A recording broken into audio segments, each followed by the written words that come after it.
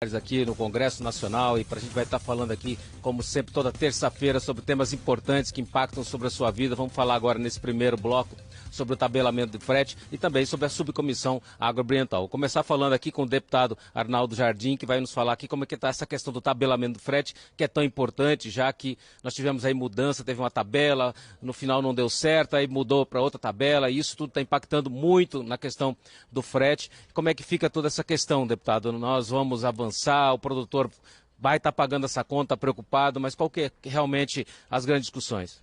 Primeiro, deixar claro a todos o nosso respeito ao caminhoneiro, ao autônomo e a todos aqueles que são responsáveis pelo transporte. O agricultor, o produtor rural tem um bom relacionamento sempre. O que nós estamos convencidos? É de que nós não podemos forçar uma situação econômica artificial que acaba depois trazendo mais prejuízo ao próprio caminhoneiro. O tabelamento do frete, da forma como foi pensada, ele não consegue contemplar uma realidade muito diversa que nós temos. São veículos diferentes, produtos distintos para os mais diferentes condições de trabalho. Por conta disso tudo, é que não há tabela que dê conta disso. Mais do que isso, nós alertamos desde o começo. Eu próprio fui autor de uma emenda que tornava facultativo a adoção do tabelamento.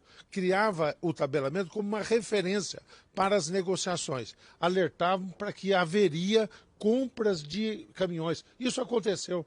Muitas empresas, temendo isso, uma situação econômica que acabava sendo prejudicial, acabaram adquirindo frota própria. Por isso tudo é que nós consideramos que o tabelamento deve ser uma referência para uma negociação que se estabeleça entre os caminhoneiros. Estamos dispostos a somar esforços com os caminhoneiros, com os transportadores, para discutir, por exemplo, o excesso de veículos que há, para poder fazer frente a uma renovação de frota que seja necessária e outros apoios que possam estruturar e respeitar o seu trabalho e o seu ganho. Mas tabelar é artificialismo. E artificialismo leva à burla, leva ao contraditório e não a efetivamente resolver o problema. Então, mas o senhor acredita que nós vamos conseguir resolver esse problema? Querendo ou não, o produtor está pagando a conta.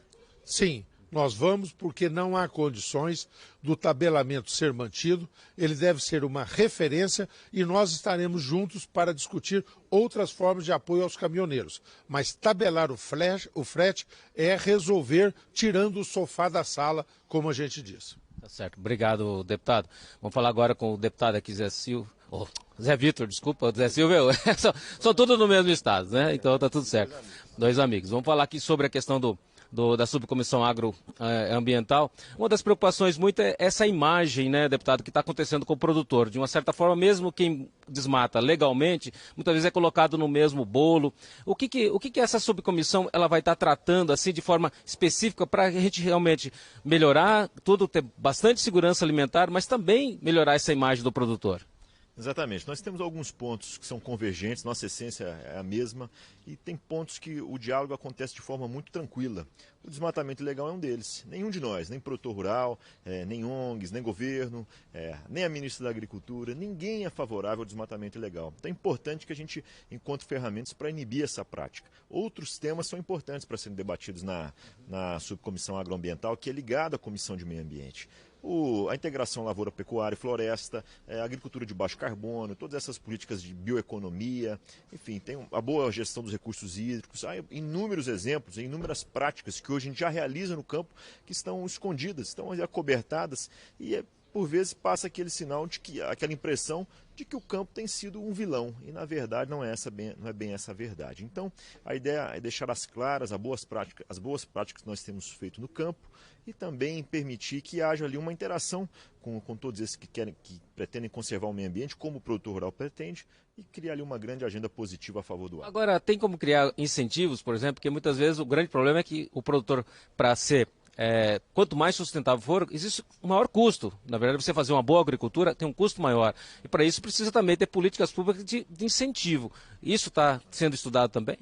Muito disso o produtor já assimilou. Ele entende que é importante conservar, que é importante preservar os seus mananciais, aquelas aqueles maciços verdes, ele entende o quanto isso é importante. Obviamente, alguns pagamentos por serviços ambientais também vão ser discutidos.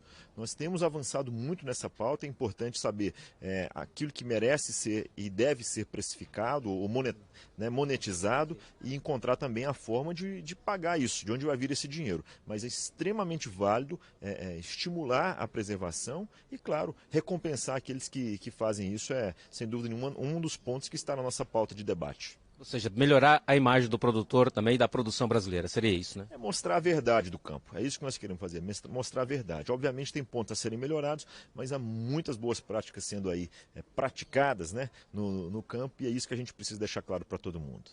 Tá certo, obrigado, deputado. Tá aí temas importantes sendo discutidos. Nós voltamos já já com mais informação para você. Não saia daí.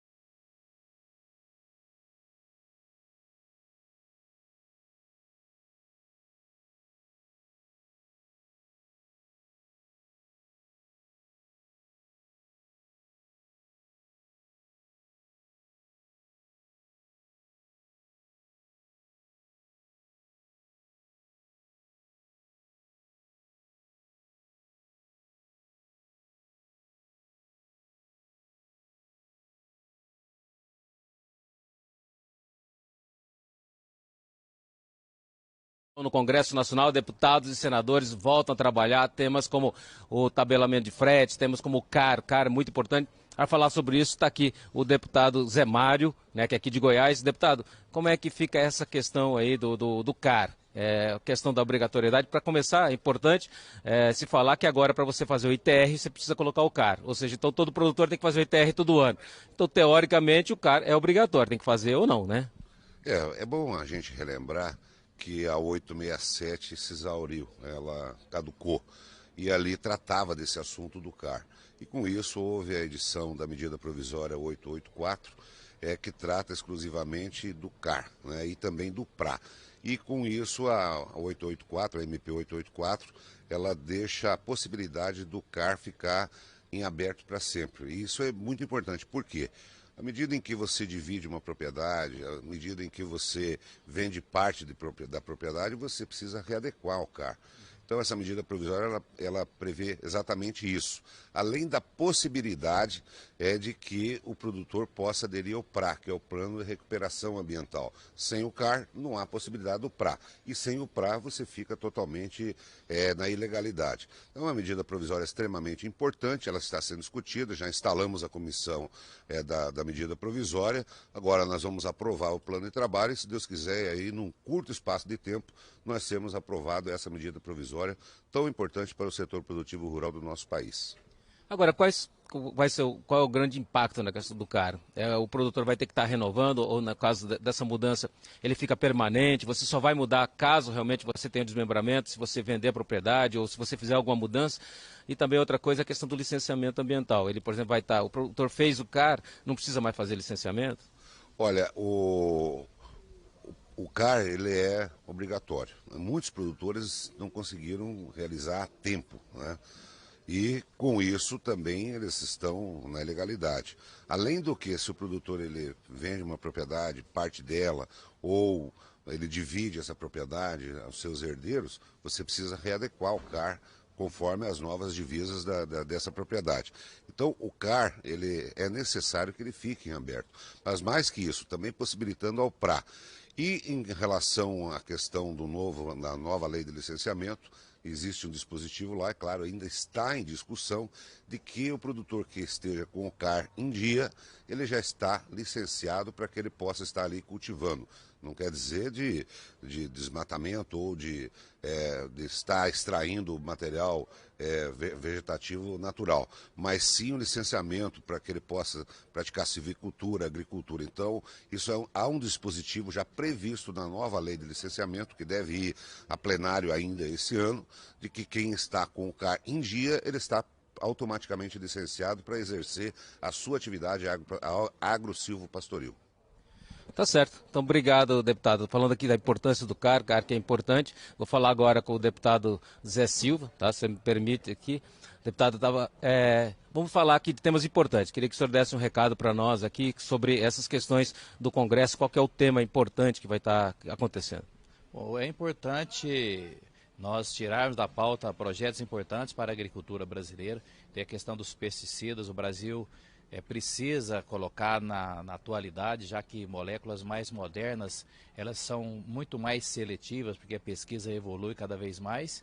Temas importantes como a questão do licenciamento ambiental, separando o licenciamento ambiental do agronegócio, especialmente também dos agregados da construção civil, que é pedra, brita, areia e cascalho para as estradas, e especialmente separando também o licenciamento da mineração. Mas um tema que é muito importante, e ele vem se arrastando ao longo dos tempos, são as populações indígenas produzirem ali nas reservas onde eles vivem, já que 2/3 hoje das populações indígenas dependem de projetos de repasse, de programas de transferência de renda. Há um projeto tramitando no Congresso Nacional, do deputado Vicentinho de Tocantins, em que permite que as populações indígenas possam produzir em suas áreas.